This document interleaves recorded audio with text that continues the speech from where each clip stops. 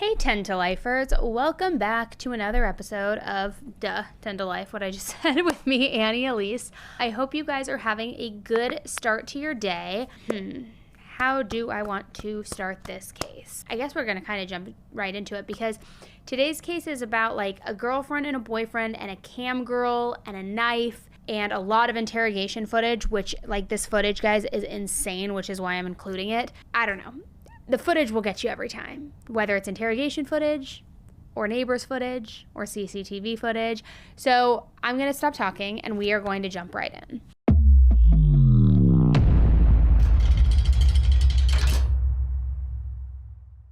Matthew Trussler, who went by Matt, was born in Hopkinton, Massachusetts on January 11th, 1994. He was the baby of the family, and pretty much from day one, he always looked up to his older brother, Sean. Now, when their parents got divorced, they really leaned on each other for support and that sense of stability. When you're a young person who's going through a big life change, it can be really helpful to have somebody like that in your life, somebody that you can really just rely on no matter what, right? Now, like a lot of older siblings, Sean kind of paved the way for Matt in terms of having someone to look up to. Matt really followed in Sean's footsteps. I mean, anything that his big brother did, he did too. Now, at some point, Sean moved from Massachusetts to the sunny Tampa, Florida area.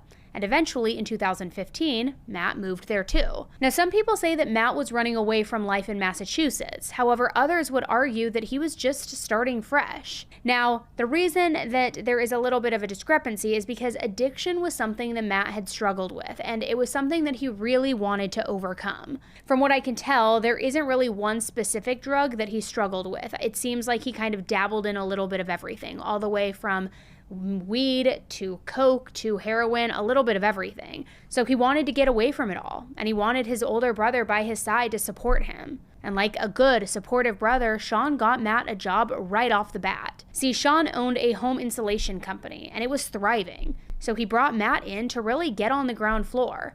And it just goes to show Sean was always there for him and really ready to pick up any of the broken pieces that Matt's life kind of left behind along the way. But it wasn't like Sean was just going to do a favor for Matt out of feeling of obligation or something like that. He really believed in Matt. He knew that Matt was an extremely loving and caring person who would honestly just give the shirt off of his back to a perfect stranger. He was also a really hard worker who always showed up for his job, just ready to give 110%. Now, all to say, even though Matt definitely did have his personal demons, I mean, for sure he did, he was also serious about making a fresh start. And he was now in the perfect position to do that. He had the support from his family who lived close by. He had a job, and things were really looking up for him. Now, the only thing he didn't have yet, the only thing missing from his life, was romance. So Matt, like so many people do, take to their phone, to social media, download all the apps, and Matt went to Tinder. Now, I know some people on Tinder can be a little wishy-washy when it comes to actual relationship. I mean, it kind of had a reputation for being more of like a hookup app, at least back when I was on it 15 plus years ago. Maybe it's changed, I don't know. But it seemed like Matt got lucky when he went on this app. He came across a profile of a woman named Melissa Turner, and the rest was kind of history. Now, while they did have a lot of common interests, Melissa was very different from Matt. And maybe that's part of why they were so into each other. I mean, you know what they say, opposites attract, right? See, Matt was a pretty laid-back, reserved kind of guy who kept to himself. I mean, every now and then he could lighten up and he could be the life of the party, but it wasn't really his all-the-time personality. Melissa, on the other hand, she was very outgoing, especially online. In fact, she actually had a fan base on the internet. See, it all started when Melissa decided to lose 100 pounds when she was in her early 20s. Every single day, from 1 month to the next, she would post videos about how the process was going. She also confided in the internet and talked about how she was being bullied as a child, specifically for her weight. Well, the smaller that Melissa got, the bigger that her follower list became. And then she started branching out into other things, and it all started with her cosplaying. But then she became a cam girl, and she was really good at it. She had a ton of fans. Now, for those of you who don't know, cosplaying, let me just kind of break it down. Cosplaying is when you like dress up as something. I guess you could consider it role playing. Some people do like cosplaying and go to Comic-Con. Like it's just costume playing, dressing up, right? Being a cam girl and forgive me if you're a cam girl watching this and I don't describe it perfectly, but I'm going to do my best from the interpretations that I've seen out there and what I know. But being a cam girl is when you go on webcam and you could still cosplay and dress up for things, but it's more kind of like having an OnlyFans slant where maybe people will give you sexual requests, you'll get more nude, you'll show them things, sometimes you'll have sex over the webcam, you know, sometimes you'll self-pleasure, things like that. It's just more of like an explicit version. I think it's also portrayed in, what's that show, the really haunting show that I never want my kids to fall into, and as a parent it terrifies me. What is it? It started in the pandemic. Euphoria. Euphoria. There's a girl on there who also does like cam girl stuff. And so when you do this, similar to OnlyFans, you collect this like wide fan base, right? It's like people are watching you. Some people have a parasocial relationship with you. They think they know you. They think you're in a relationship. All of these things. So that's really where Melissa's life was at when she connected with Matt on Tinder. They exchanged some messages in April of 2017, and then they decided to meet in person, and they really did just click. They dated and they got serious, and eventually they got engaged. By December of 2018, Matt and Melissa were actively planning their wedding and also buying their first home. The house was a beautiful tan color. It had palm trees in the front yard. It had a pretty decently sized yard with a nice in-ground pool. And I mean, as far as starter homes go, it was definitely a dream come true. A lot nicer than a lot of people can afford. And to make things even better, it was super close to where Sean and his fiancée Jennifer lived. Because even with this new partner, Matt still really relied on his brother, and he idolized him, so it was great that they lived so close to each other. Except when Sean and Matt did get together to hang out and catch up, he got the sense that Matt was holding something back, not always being totally honest with him. And when Sean would ask Matt, how things were going, he wouldn't give very detailed answers. He didn't really say much of anything. Then he just slowly started reaching out to Sean, less and less. Of course, they still saw each other at work, but things just seemed off. And by the middle of 2019, Matt just didn't seem like himself. He actually had quit working for Sean a few months prior, and Sean didn't take it well. I don't know the full details on exactly how things played out, but I do know that they had a major falling out around this time. And the main reason that Sean was so upset was because this was just so weird and so out of character for Matt. Remember, he and Sean had always had each other's backs through thick and thin, all growing up. I mean, it was the whole reason why Matt even was in Florida to begin with. So Sean had a sinking suspicion that Melissa was like this devil on Matt's shoulder, kind of telling him to quit, telling him to distance himself from his brother. And if you have siblings, you're probably familiar with this feeling, right? You know who your brother or sister are at their core. You've seen them grow up. You've seen them figure out who they are as a person. So if and when they start dating someone new and they change, and not necessarily in a good way, it's not too hard to pinpoint exactly what the problem might be, right? Now, of course, it wasn't like Sean could really see what was going on behind closed doors in Matt and Melissa's home. But he just felt like this nagging suspicion, this feeling that maybe Melissa wasn't this amazing person and this amazing partner that Matt had really made her out to be. So for 6 long months, the brothers were no contact, which I'm just going to take a guess and say that was probably the longest they had ever gone without seeing or talking to one another. Every day, Sean wondered how his younger brother was doing. Was he happy? Was he okay? Was he secure? What was going on? Well, on October 18th, 2019, he got a huge awakening. He got his answer, and it was something that would rock his world. Because that's when a call came in to 911 at around 8:30 a.m. On the other end of the line was a woman, and she was clearly frantic and very upset. 911, what is your emergency? I woke up on my boyfriend. He was outside this morning. He's cold. He's gone. The kitchen's a bloody mess. He's not breathing. Why is the kitchen a bloody mess?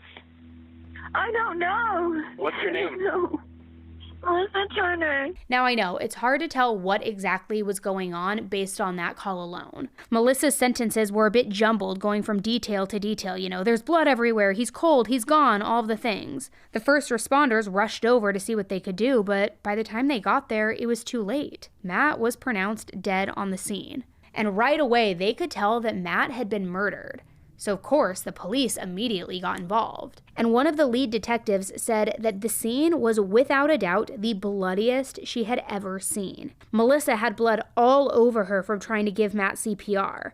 And now she was touching things, she was getting the blood everywhere, it was just a mess. So they gave her a pair of latex gloves and pretty much just said, like, hey, stop touching things, almost like they were dealing with a toddler. Like, you're at a crime scene. Like, stop putting your hands on everything. Matt's body was on the back patio area in the backyard, but just from the blood trails, it seemed like some kind of struggle had taken place and started in the kitchen first. Then it looked like Matt had tried to escape through a window, but only made it that far before he collapsed and unfortunately died. He also had defensive wounds on his arms, a large cut on his chest, a smaller cut on his right shoulder, and a large wound on his back that was definitely consistent with being stabbed. But it was clear Matt had put up a fight, a brutal one. He was also wearing a watch that tracked his fitness, including monitoring his heartbeat. So based on the data that was on that watch, the police knew that his heart had stopped roughly 4 hours earlier, around 4:30 in the morning. Now that was going to be very helpful in terms of determining a timeline, because remember, the 911 call didn't come in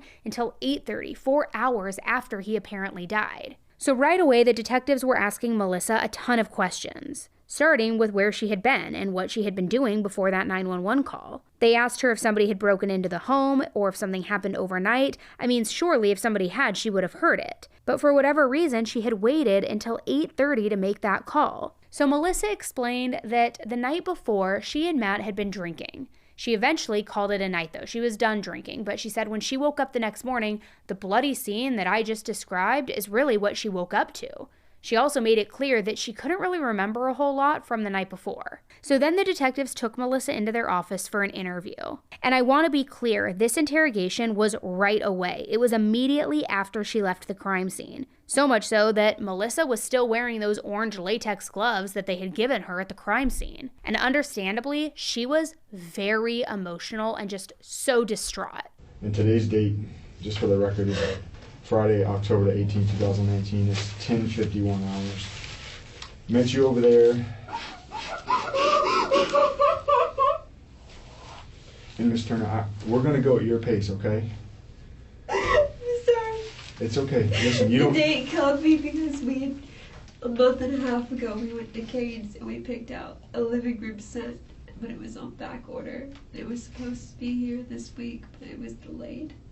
Okay. And it's gonna show up, and I'm gonna have this fucking couch. We picked it so it would be half my chair. It was a love seat with a console in the middle. It was supposed to be me. And it's gonna show up, and what the do I do with it now? I don't know. It never even got to sit it with me. I'm so sorry. Now, I know I probably sound like a broken record at this point, and I say it every time, and I get that everyone has different reactions to traumatic events, but that said, I cannot believe that she was sobbing and crying and like so distraught over her new couch more than she was over the actual death of the man that she was planning to marry. It's like something wasn't computing, it wasn't making sense. Now, the first thing detectives asked Melissa was about the gloves on her hands.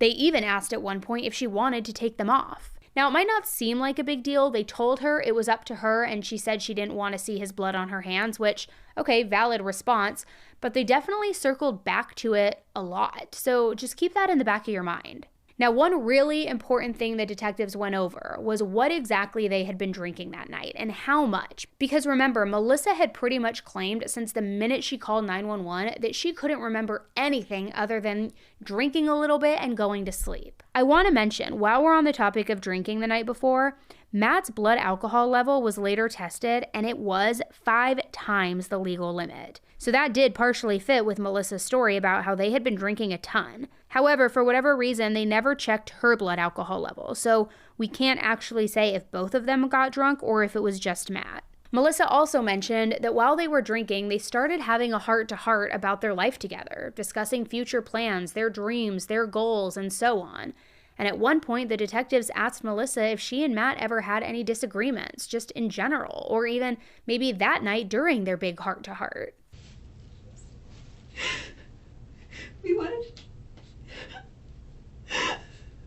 So there wasn't any like disagreements or any fighting, anything like that? We didn't want kids. We had our animals. If anything, we wanted more of them. We wanted to travel the world. We wanted to just live life with each other.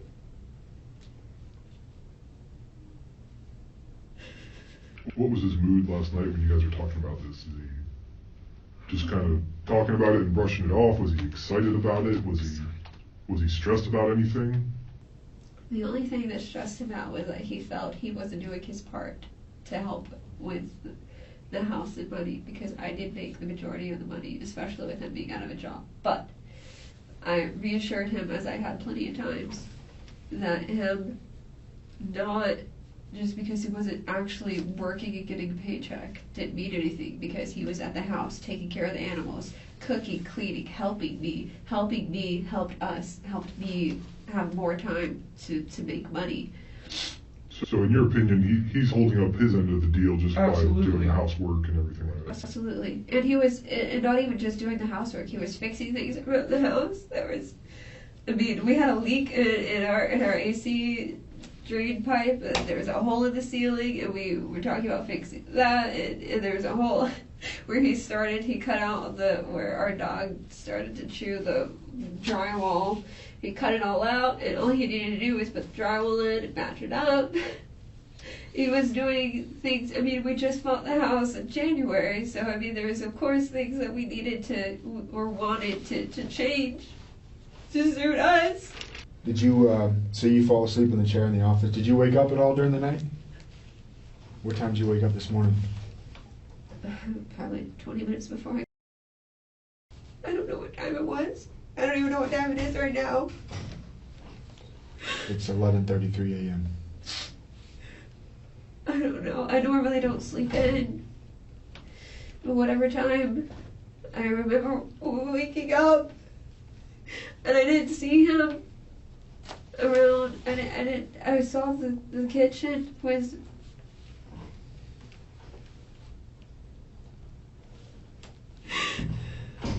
I didn't see him outside at first.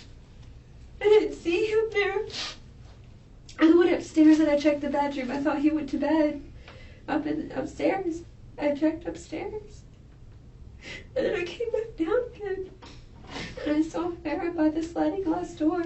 She wanted outside. She wanted to go outside, so I opened the door. I was really... And I just saw him. He was sitting in the chair, slumped over at the table. He was cold. I pulled him to the ground.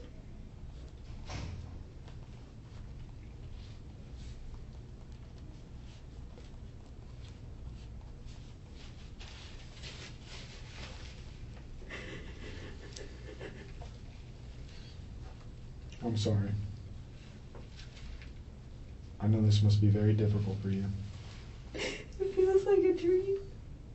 It feels like a nightmare, because when I've had nightmares, this has been it. Losing him. When you pulled him onto the ground, what did you do? What did you try to do? Or did you do anything? I grabbed his face. I tried to talk to him. His eyes were open. His pupils weren't doing anything, and that scared the shit out of me. I begged him to come back to me, because I can't do this myself.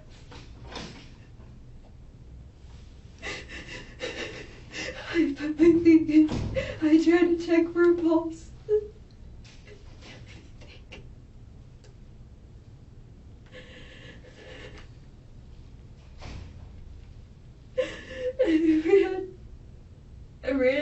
I didn't know what to do. I ran in the house. I grabbed a cloth and put warm water on it and came back and did the same thing.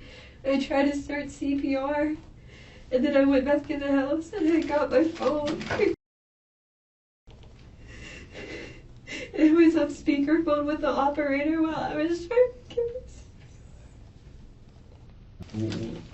What do you think happened?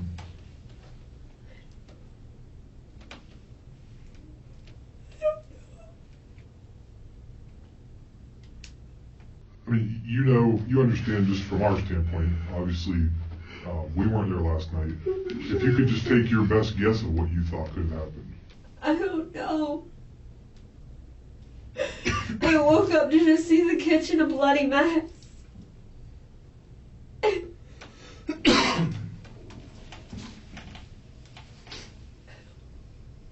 Did anything happen between the two of you in the kitchen to cause that bloody mess?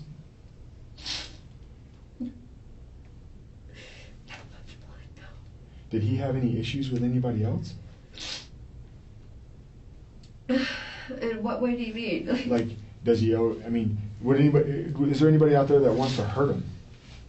Shouldn't be. I mean, maybe my ex, he did try and shoot him before. When was that?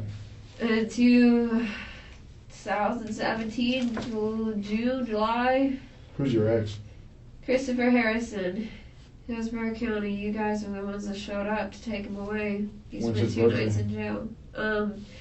His birthday is January 11th. January 28th, I don't remember. 1991. Does he still live in Hillsborough County? No, I believe he's living back in Polk County with Mommy. Okay. When's the last time you talked to him? The night he got arrested. Do you know his phone number? No. And that was the June or July 2017 when he was It was June. The end of June. What was he arrested for? Domestic violence and assault with a deadly weapon. 2 counts for each. He got pissy because I had Matthew at the house. But mind you, he had just had a girl upstairs that he was fucking on her way. But Matt was sick. He picked him up from work and brought him to the house. He explained all of this to Chris, saying, he's sick. I'm going to pick up prescriptions now for him. He's sick as a dog. But I just adopted a new cat too. So that night happened to be downstairs in the living room, playing with the cat. Normally, whenever Matt would come over, if Chris was there, we would keep to my room, just to avoid conflict and all that. But we were downstairs, we had a new cat. Why should it have been a problem? Like, he was just a girl upstairs in his room. But he had wanted to fucking show his dick that night, and he came downstairs and started arguing with Matt, and Matt went upstairs because he put on his clothes, he was just gonna leave, but then Chris started yelling at me, and back and forth yelling, and it ended up with me and Matt grabbed me and just started kissing me, and Chris had his phone, funny as shit, he was recording all of it the entire time, was just recording us kissing, and then he said something to Matt, and Matt turned and looked at him, and then Chris just whipped out a Glock, pointing straight at him, intending to shoot him. And my dumb ass stepped in front of the gun. And then he called the cops on himself. I have the video and everything. There's an intruder in my house. So he got arrested for that because he's just stupid. Is that the last incident between the two of them? Yes. Does Christopher know where you all live? I hope not. I mean, have you told him? No, absolutely not. He tried to message me on, like, social media and stuff, and I told him, basically, go yourself, anytime you try to contact me. Okay. So. And that's the last time you physically have seen Chris is when he got arrested? Yes. That night. Okay, so I know that story was confusing, but Melissa's ex, Chris, tried to kill Matt because Melissa was dating Matt. And Chris was sleeping with somebody else at the time, too. So just to, wrap it up and so that you can, follow it. But let me give you some extra context. As it turns out, in 2017, Melissa and her ex were still living together even after they broke up. Apparently, she hadn't quite gotten around to packing up and moving out yet. So this whole attempted shooting all happened 2 years earlier. But now, Melissa was saying that she thought that Chris might have killed Matt in 2019. And she had named a decent suspect. Somebody who had tried to kill Matt at least once before, even if it was a while ago. And it wasn't clear why Chris would come out of the woodwork again now, 2 years later, but that's what she was saying. And then Melissa threw out another wild theory. When's the last... Fuck him, he always told me he was gonna die young. And I hated him every time you said it. Who's him? Who are we talking about here? I'm talking about Matt. He always told me he had a feeling he was gonna die young. When's the last time he told you that? It's been a long while, probably a year almost. He wasn't too happy with himself whenever we first started seeing each other, and it took him a while, but he finally started to life. She said we were planning going to Key West, to Mexico, to Bali. We had trips we were planning. Did he ever The say ring that is he still on my finger under this stupid glove. We're engaged. We were gonna get married. Did he ever say he was going to hurt himself or anything like that? Not really. Did he say mention anything of that last night? No. About wanting to harm himself? No. Did he? That's the only woman I Meaning that did he seem upset or depressed or anything? I know he was stressed. No, out. but he always did his damnedest to hide it from me whenever he was sad or depressed. So, he did everything he could to hide it from me, even though I could tell, there was always a part of me that could tell when he was upset or sad. Mm-hmm. But he did his damnedest to hide it from me as best as he could. So it's safe to say the detectives knew that this story made no sense. I mean, it was clear that there had been a struggle, and the stab wound was to his back. I mean, it didn't exactly scream self-harm. Do you have any injuries on your person? I was wearing... You weren't wearing those gloves. No. Somebody, the deputy at the scene gave them to you? Here, let me get the trash can. those in here. What happened? I see you got a Band-Aid on I your was left. just going to ask you about that. What happened there? We just went to the outlet stores. Outlets. Mm-hmm. And we went to the Nike store and got new shoes. I have a blister from mine from when we were taking the dog on a walk.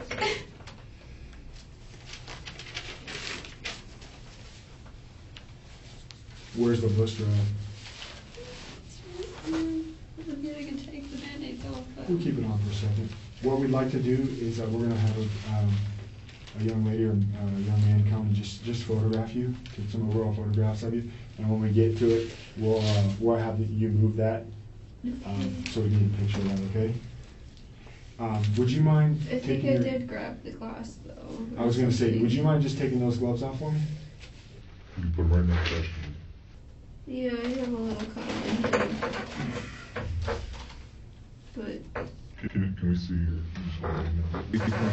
your right there. And that's from what? I think it's from grabbing the glass. Or, because I know there was the broken glass this morning. I'm sorry, this morning's not the clearest thing in my mind. Wait. Do you know where or I remember what? it was a hard rock glass, I believe, in the kitchen, and I think I picked up a piece of it on the floor. We looked a little bit more. We thought your scratch was kind of small, but then we saw that it was bigger. But we also saw, like, it looks like we call it abrasion, but maybe a scratch. Tell me about that on the left side of your neck. Yeah. This,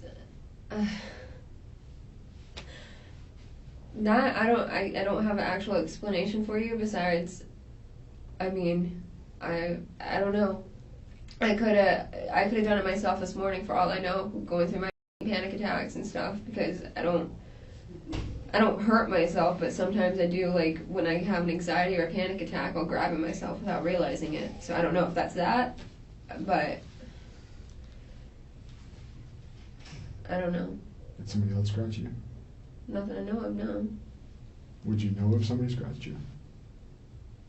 Mm-hmm. Okay. Because you said not that I know of, so. I mean, I don't know if where he it scratched came me, from. I would know he scratched me, type of thing. That's why I'm asking. I have no, like, real explanation for it besides, like, I do this when I get anxious, and this morning's been a fucking roller coaster, and it's all been downhill. No, I know. And earlier when we were talking to you, we didn't know about that, so that's why we didn't ask about it. I don't know. Scratch on your stomach, or the abrasion on your stomach when the Miss Patel was taking photographs, you had a red line. Yeah, the right mark there. on my stomach. Could be from leaning over the counter, or I don't know. It's a straight line, so it's not like I got hit or something. Okay. I mean, I don't know if you looked at the photo, but it's like, it looks like I leaned over something wrong, or like... It's very level.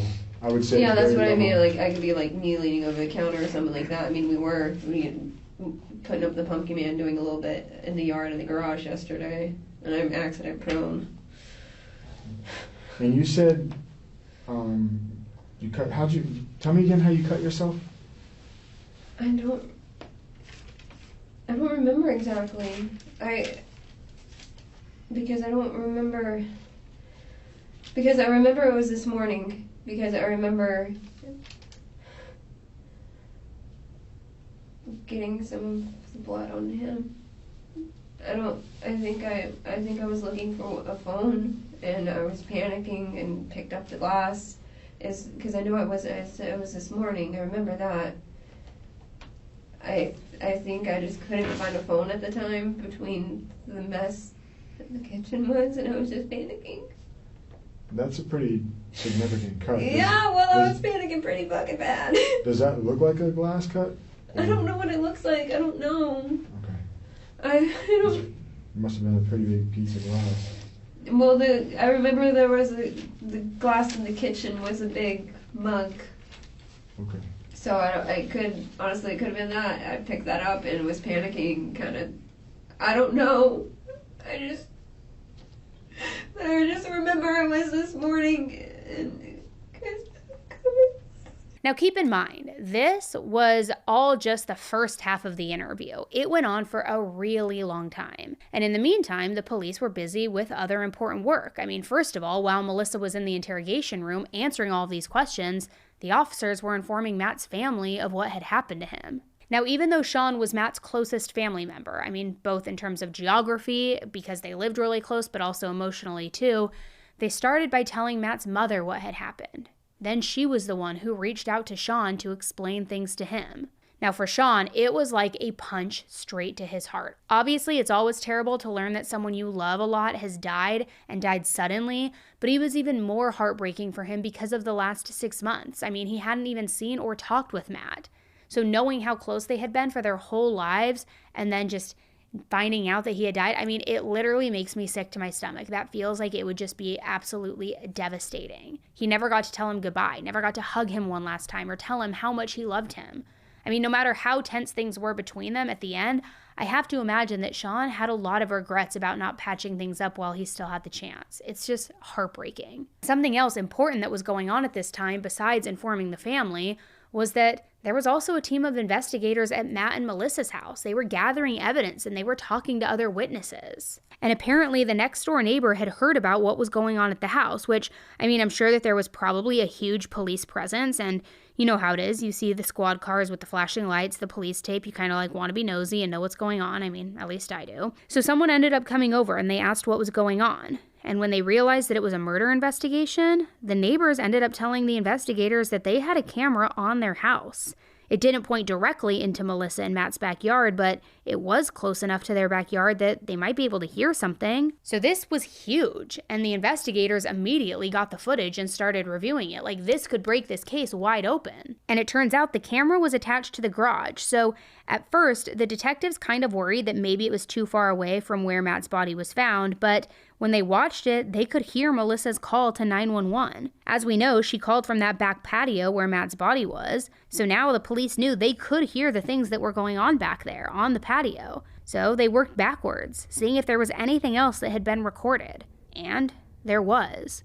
Between 4:30 and 5 a.m., the camera picked up a lot of arguing and shouting between a man and a woman, presumably Melissa and Matt. So this was already not matching up with what Melissa had told the detectives. I mean, number one, because she told them that she had gone to sleep around 10:30 or 11, and she had slept through the entire night, but number two, she had told them they didn't really fight. I mean, more importantly, she had told them that they rarely ever fought, and that they hadn't fought or gotten into an argument that night. So like I said, things were not matching up here. The woman on the recording also said some pretty nasty things like, "Get up and go die."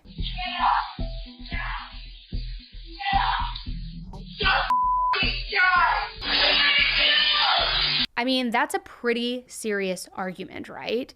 And then for somebody to show up dead the next morning, I mean, not looking good.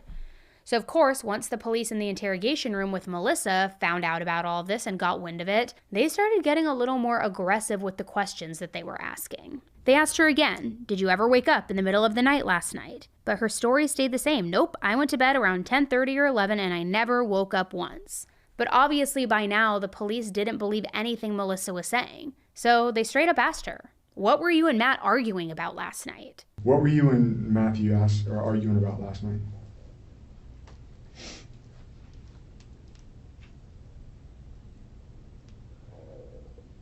I don't really remember.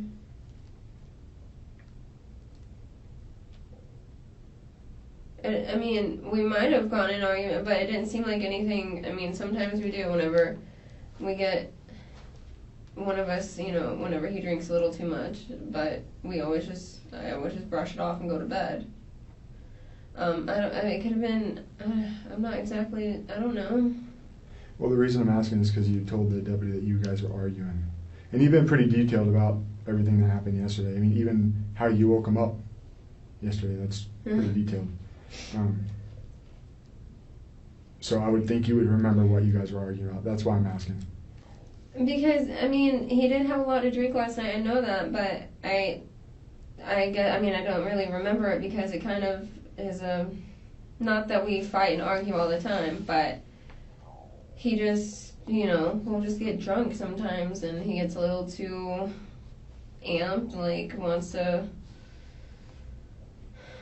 I don't know, he goes on about something. Like I said, I think it was, when I said he was talking, I think that's kind of that ties into it. Like, I just want to go to bed, and he would be like, no, like, stay up with me, come on, let's have fun, blah, blah, blah. We get in arguments about that sometimes because I just can't stay up, I'm just tired. And he would, drunk him would get, like, disappointed about it. So it's not, like, actual arguing, but it was more, like, made me feel guilty kind of thing, like, we weren't like screaming at each other that I know of.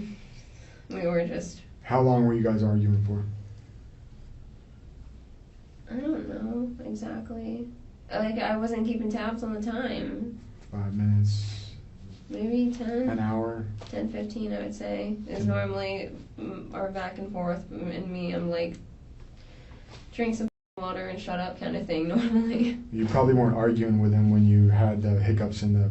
Oh no, we weren't arguing then. I don't know because so it must have been after the burping and the hiccups and before you went to sleep. Yeah, it had to have been then. Well, you mentioned the argument may have been because you just wanted to go to sleep and he's wanting to hang out and talk. That happens, yeah. Okay, but that was also the time you were basically falling asleep while he was giving him the and just whatever he was talking about. That's about right. But is it fair to say that you guys were arguing, but you just don't remember what you were arguing about? You could say that, but I can't. I'm not saying anything. I'm asking you. I mean, you guys. It's fair to say we may have been, but we might not have been. Okay.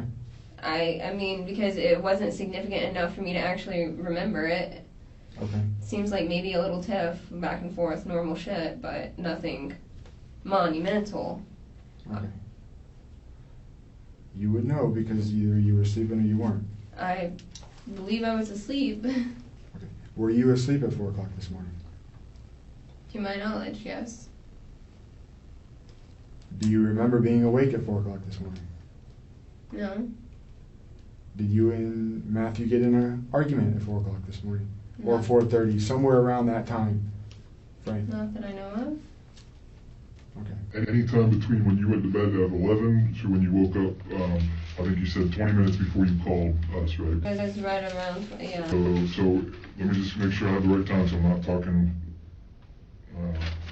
The call came in at 8:45. 8:45 is when the call came in, so you said about 20 minutes, maybe, even if you lost track of time, say you wake up at 8. Any time between when you went to bed at 11 last night to 8 this morning, did you have any arguments with Matthew? No, not that I know of. Well, you say that a couple times. Let me say this. So we've been talking to the neighbors. There's cameras all over the neighborhood. There's Ring doorbell cameras and everything. Okay. Okay. Sometimes when we ask questions, we usually know the answers to them already. That's why we're asking you this question. That's why I'm getting the feeling. Around 4 o'clock this morning, something happened at your house. That's why we're asking.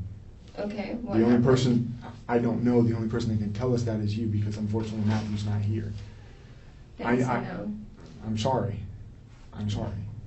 I don't know. Okay. What were the neighbors saying? What? It ain't what the neighbors are saying, it's what's on What is- video. what- There's arguing coming from the house. It's a male and a female. And you told us earlier in your statement that the only people that were there all night long were you and Matthew. I have no memory of any argument at 4 a.m. Okay. If it was at 4 a.m, I will tell you right now, I did not stay up until 4 a.m. I don't know, maybe it's possible he was still up and drunk and woke me up and we got in an argument over that. Did that happen? If it was 4 a.m, then my ass was dead ass asleep, and if he woke me up, then I was still half asleep. Okay. So tell me about the argument that you and Matthew had around 4 o'clock this morning. I have no memory of that. Okay. But it wasn't anybody else because there wasn't anybody else there. I'm being totally transparent with you. I have given you the information that I have. Okay. The argument was him waking me up because he was a night person, as I've told you guys. Him staying up till 4 a.m. whenever he got drunk is not unheard of. I would say he woke me up, and we got in an argument over that because he was still up at 4 a.m. drinking. When he had a problem, he knew about it. He knew he should fix it. He was trying to work on it, but being up at 4 a.m, drunk off your ass, wasn't doing anybody any good. And that was what the argument was about then. Okay, so just so I'm clear, you do have memory of what happened, right? Yes. At 4 o'clock. Yes. Okay, so you're obviously upset because, so just so I'm following, he's drinking until the wee hours of the morning. Correct. And that upsets you because of whatever he's doing wakes you up, and that's why you were upset. I'm upset, yeah, because he comes and wakes me up, but also because... Did he purposely come and shake you and wake you up, or did he just be noisy and that's what woke you up? For me and for me to wake up like that, he woke me up. Okay. Himself. And so, what happens from there then? Now that you're awake and you're having this memory of arguing with him at 4 o'clock, what do you remember from that time? I remember having the argument. I don't remember the kitchen there was no broken glass, there was no blood anywhere, nothing. I just remember arguing with him. Was there anybody else there? Not that I saw. Well, you guys have a doorbell camera, right? Oh, we have a camera, yeah. It's a motion activated one, so but it's on a delay, so if my dog walks past and sets it off, 10 seconds before, it's not gonna go off again when the door opens, through the, does that make, yeah, and it's got the delay on it, so it's not just constantly recording things. So when you were arguing with Matthew, there was nobody else there that you saw? No, not that I saw. Okay. Why were you yelling at him, bitch, get up, all that stuff? Because he has a tendency sometimes, actually a lot of the times whenever he is drinking and gets that drunk into the hours of the morning, he will just fall over. He'd be standing, he'd be sitting, and he will just fall on the floor because he just gets that drunk. And I might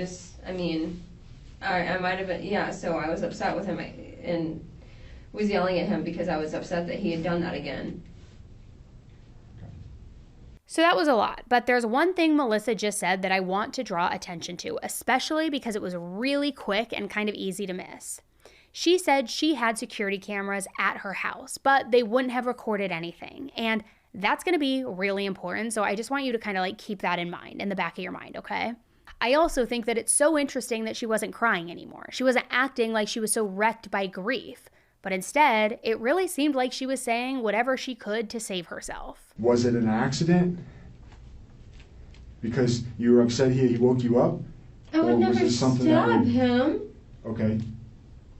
Well, what happened? Help me, okay? That I don't know. Help me help you. I don't know that part. He's got wounds. The only people that think of it from let's imagine understand, you're but sitting right here, I okay? don't know. Okay.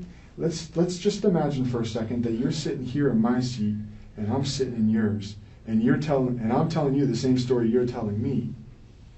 It doesn't even. Something happened. I need to know, was it an accident? Or just you reacting because you were upset and then you realized, like, oh my gosh, I can't believe I did this? Or was this something that was planned that you were going to be doing this? I did not plan it. I don't know. Help us understand is what he's saying. I love that man with all my heart. I never had those thoughts in my mind. My thoughts were, what am I going to buy him for Christmas? I don't know what happened. If it was an accident, then something. I wouldn't have let him just die had I known that anything like that had happened. So there was no accidents.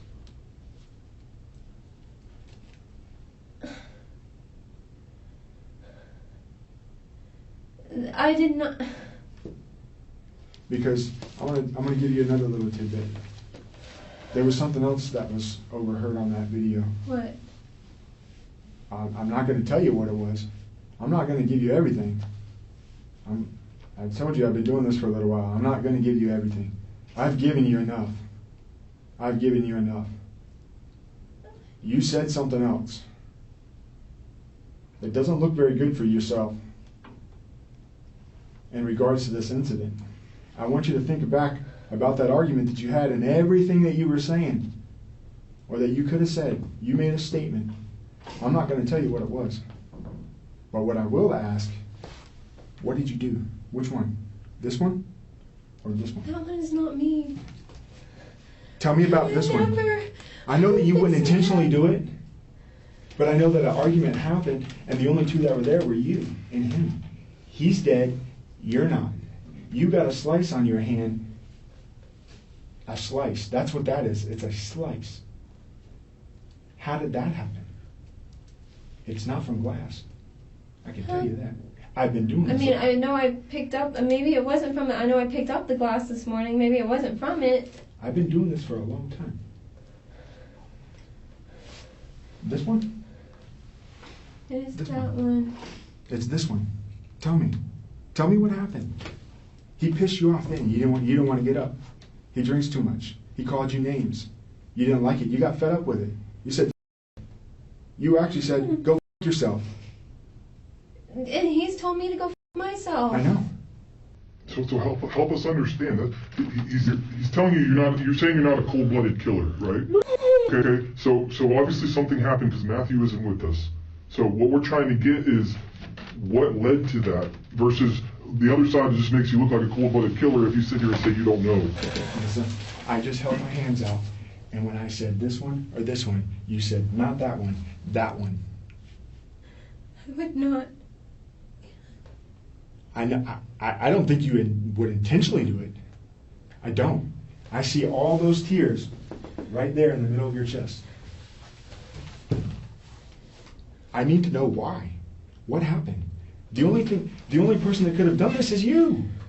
You're the only person there.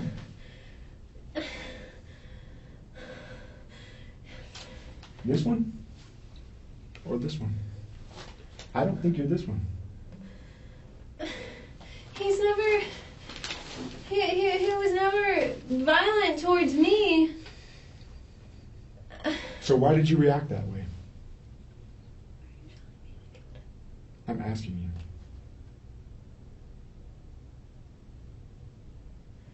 I'm asking you. He's... This one or this one? This is your chance.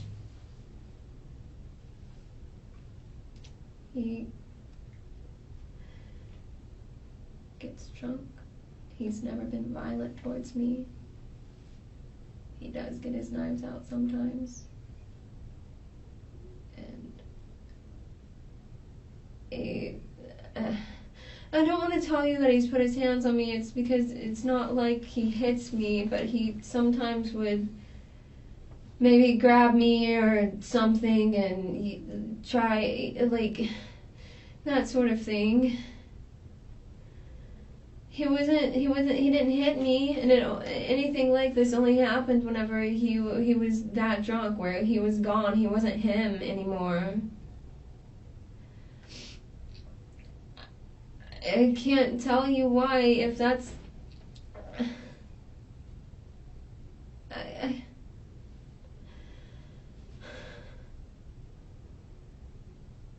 So eventually, Melissa said that while they were fighting, she pissed off Matt, and things escalated. He had a knife, and she was fighting to get it out of his hand, and that's how she got cut. But then, conveniently, just as the detectives were about to really get somewhere with Melissa, and she was starting to, panic and get careless with her words, she just shut the whole thing down. And she asked for a lawyer, which is her right to do.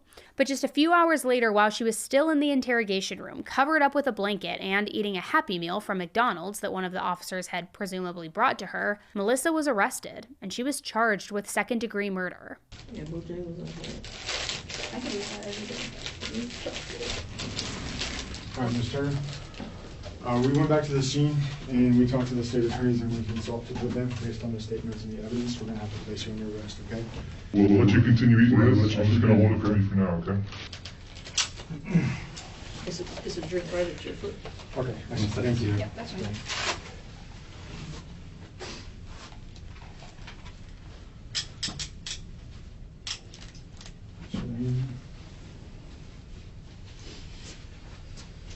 Double cuff.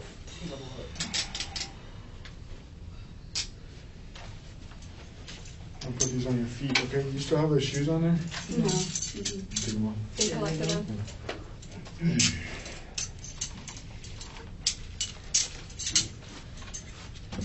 No, please don't kick me. Move your leg forward a little bit so you can get to it.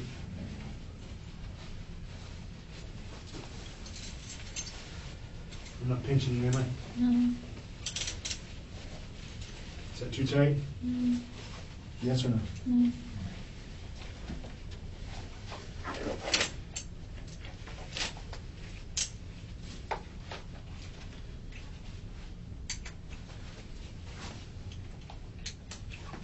We got to do some paperwork and then we'll get you over to the jail. Meanwhile, we're going to move you over to the other holding cell and we'll let you eat that, okay?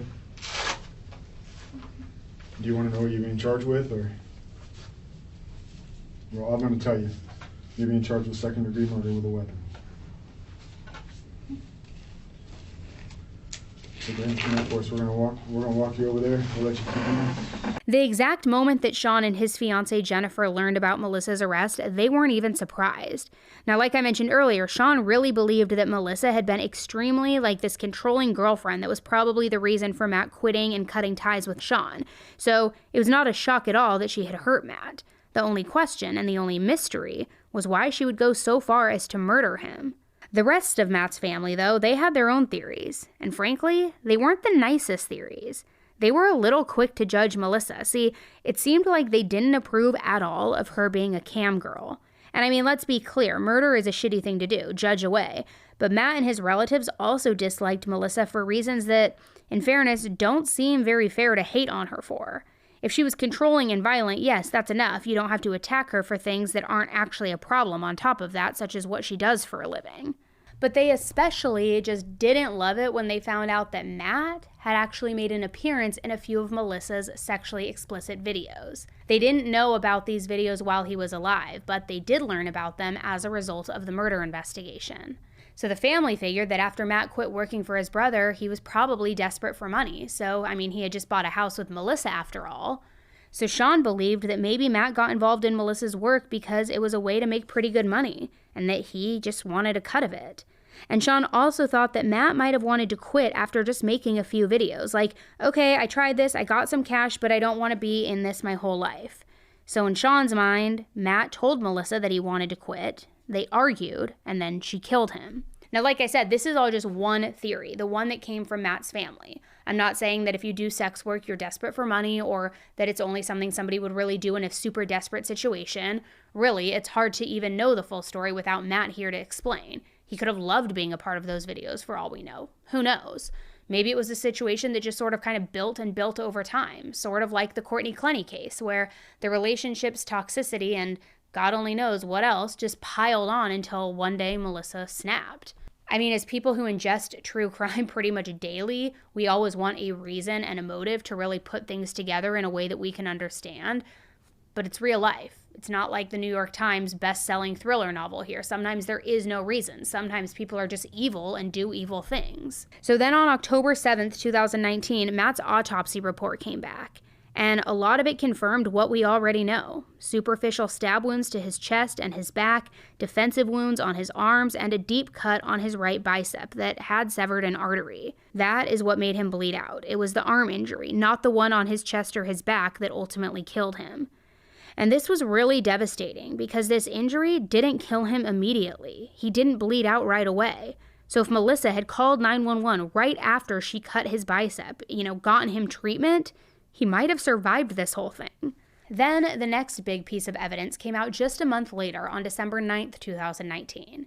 That's when the police searched Melissa's phone, and on top of looking at her calls and her text messages, they saw what was on her ADT security camera app. Now, the camera unfortunately didn't catch the actual murder. That would have been an entire other thing if it had. But what it did catch was pretty much up for debate. So in the footage, Melissa walks across the screen, heading toward her office at 3:38 a.m. Then Matt goes the other way to a separate room at 3:42 a.m. That's when Melissa follows him to whatever room he's going into. And going by body language, it seems like Matt was just kind of like chill. He didn't seem emotional, he wasn't crying or running, just walking from one room to another. Melissa, on the other hand, was clearly crying and clearly running behind him. Needless to say, she was like the opposite of chill. Then, after this, there's a small jump in time to 4:01 a.m. That's when Melissa heads towards the kitchen, still crying, still distressed. And that's also right around the time that the neighbor's camera caught that audio from their argument. Then, 7 minutes later, at 4:08 a.m., Melissa shows up on camera again, looking like something out of a horror movie. I mean, her head is down, she looks like she's talking to somebody, it could be herself. She's facing the door, so it's hard to say who's on the other side, if anyone. But the scariest thing was that there was a bloody cut on Melissa's hand, which was not there in any of the other clips.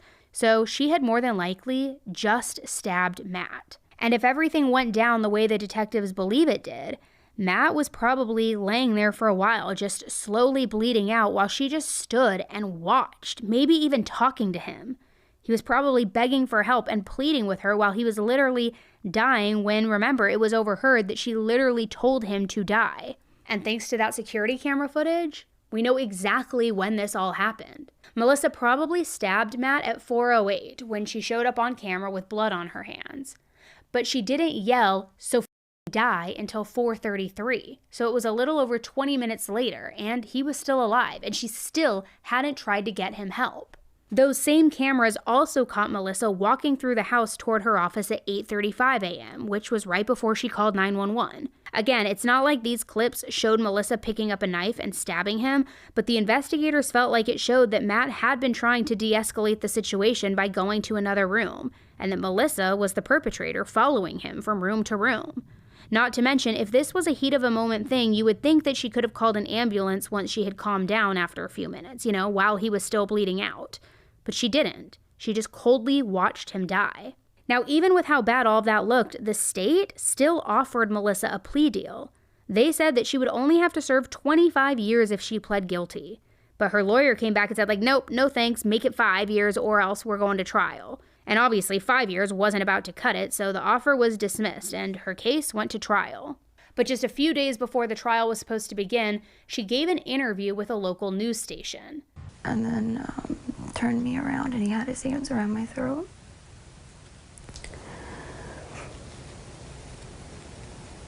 And my right hand was sliced open, then I used my left hand. I could feel the knife that he had. It was on the counter. And that's when he picked it up because he wouldn't stop. I thought he was gonna kill me. That's where the stab in his back came from. I mean, I'll just be honest. We knew self-defense was coming since she already had said in her interrogation, that Matt had started the fight that night. But Matt strangling her, I mean, this was definitely new, and it was out of left field. Which her trial began on Valentine's Day, 2022, which how sick. I mean, on a day that was supposed to be about love and being, each other's soulmate and all of these things, she went to court and tried to justify her killing her fiance. The prosecution was arguing, obviously, that Melissa had killed Matt in cold blood. They were very clear in their opening statements that this was not an accident. It was not self-defense. It was murder. But when Melissa had a chance to testify in her defense, of course, she made herself look like the victim. She said that after Matt woke her up at 4 a.m., he got violent and he tried strangling her. And her exact words were, "He had pushed me into the countertop. I had marks on my stomach, and then he turned me around and had his hands around my throat. We ended up struggling back and forth for the knife. I got my hand sliced open." She claimed that she didn't want to hurt him, she loved him, but essentially she had to do everything she could to make him stop choking her. She also claimed that she only stabbed him once in the back just to, quote, "get him off of me." Yet, obviously, we know he had more injuries than just that one. And we can't forget it was the wound on his arm that caused him to bleed out, not the one on his back. She also testified that Matt had, quote, acted strangely in the past and was also being weird that night. She claimed that he would stare at random corners of the house, claiming that a demon was standing there. Like I said, the prosecution was buying absolutely none of it. But at one point, she started crying during her testimony. I mean, this was crazy, and this wasn't even the half of it. I mean, insinuating, are you just crying because you could cry on cue? I mean, it got even worse. Besides Melissa's testimony, her lawyer also tried to make Matt sound like a man who drank too much on top of being a recovering addict, like trying to support Melissa's testimony that he just snapped and attacked her because he was unstable. They also tried to act like the security footage wasn't that reliable, like you couldn't actually tell whether that was blood on her hands or not, which maybe they looked at different footage, I don't know, because it looked pretty clear to me. They also said that it was nearly impossible to hear what Melissa was saying on the neighbor's camera audio. And this will really piss you off because I know it definitely pissed me off, but Melissa's defense attorney even said at one point, quote, "I find it highly suspicious that Miss Turner's voice is screeching loud, but when it came to Matthew Trussler, you could barely hear mumbling." So he was trying to imply the audio had been tampered with, like Melissa was louder because somebody had added her voice or amped it up somehow. And not like, I don't know, maybe you couldn't really hear Matt because Matt was dying and not in a position to be like projecting his voice and being loud. It just angers me. So Melissa's trial lasted a full week, but deliberations only lasted about 7 hours before the jury finally came back and found Melissa guilty of second-degree murder. She was sentenced to 20.5 years in prison. And just like during her trial, Melissa couldn't wait to have her moment in the limelight, and she gave a very tearful and, in my opinion, very fake impact statement. I didn't want to do that to him. The last thing that he wanted, and I knew it because he always tried to hide everything, his drinking, his mental health, and how depressed he was. He tried to hide it from everyone. The last thing that he would want was for the world to know any of it. Her mother saw it too. I'm her mom. She's never been a confrontational person. She tries to avoid it and hide her pain. More importantly, though, Matt's family finally got the chance to make their voices heard. The story that you have contrived has caused me as much pain as his death. You and I both know that Matthew was the best thing that ever happened to you. This is not a story of a poor innocent girl. This is a woman who intentionally isolated and manipulated a good kid away from his loving, supportive family. In the end, it seems like justice was served, but at what cost? Matt's family will never get to see his smiling face again. Sean and Matt will never have the opportunity to repair their relationship as such close brothers. Melissa tried to smear Matt's memory and reputation through the mud all during the trial. And for what? What was the motive? What was the reason here? He was taken so young. And for what? Because she was mad at her boyfriend and they were drunk together? Was it because he didn't want to do cam work anymore? Like, we still don't know the answers to why that happened. Honestly, we don't. And it could very much have been a Courtney Clenny situation like I alluded to earlier, which if you aren't familiar with that case, I will link it in the show notes. I'll try to remember to link it in the show notes, but it's the OnlyFans murder, where Courtney and her boyfriend Christian had this very tumultuous, very toxic relationship. She was an OnlyFans girl, similar to how Melissa was a cam girl. And then in one of their arguments, she, according to her, threw a knife at him and it stabbed him and he bled out. But like, it's very, very similar in the sense that like, was it just this toxic relationship and she was drunk and thought it wasn't going to really cause damage? Not that that makes it okay, obviously, duh. But like, didn't think it was going to end in murder and like was just like mad and like couldn't control her emotions. I don't really know. Or was there more of a motive behind it where, like, as I said, was he refusing to do cam work with her that night? Was he going to leave her? I don't really know. I don't know. And I'm curious to know what your thoughts are. I mean, based on what you've seen in the footage, if you've heard about this case, what I just told you, what do you think even makes sense in this? Because it doesn't make sense to me. It really just doesn't. I don't know. It's so infuriating. So I appreciate you hearing Matt's story today so that his voice can live on and we can identify this monster Melissa for like the vile human that she is. So thank you for tuning in. All right, guys, I'll be back with you with another case very soon. But until then, please just stay safe and watch your backs. Watch your backs, your fronts, your body part, watch everything because there are just like a bunch of nut jobs out there. All right, guys, stay safe. Bye.